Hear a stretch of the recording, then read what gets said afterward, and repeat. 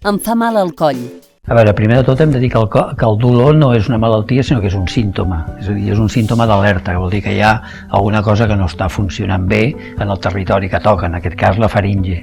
I aquí també hauríem d'explicar que la faringe és una estructura que està al fons de tot de la boca, que va des darrere tot del nas, és un tub que està obert endavant i que té una funció doble, una funció respiratòria, i passa l'aire que ve del nas i que va cap als pulmons, i els aliments que venen de la boca i van cap a l'estómac. Poden haver des de petites molèsties que poden ser una picor i que provoquen tos, fins a dolors molt intensos que poden fins i tot fer que no puguem empassar. Com a processos inflamatoris podríem parlar, per exemple, de la sequedat faríngea de la persona que respira habitualment per la boca. El reflux gastroesofàgic, que seria les pujades d'àcid que pugen de l'estómac i que, com que és àcid clorhídric, crema el coll que no està preparat per aguantar-ho. El tabac, per exemple, és possiblement una de les principals causes, que és un element irritant que passant contínuament per aquí fa que s'inflami. Com a processos infecciosos tindríem, sobretot, les més típiques serien les amigdalitis. Una altra patologia que ho pot provocar, que ja té una certa importància, seria l'epiglotitis. En principi, si és un dolor agut, començar amb analgèsics, amb calmants, amb paracetamol, amb ibuprofeno, coses d'aquestes.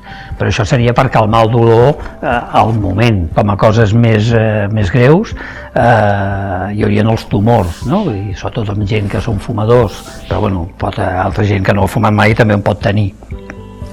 I doncs aquí, sobretot amb gent que siguin fumadors, que siguin bevedors, tot això pot generar tumors a diferents estructures de diferents parts de la faringe, que al moment d'empassar es noti com un dolor que és un dolor progressiu i que va augmentant al llarg del temps, i a més si realment ha de ser tumors importants, arriben a provocar una dificultat per empassar o un bloqueig complet de la deglució. I seria això d'entrada.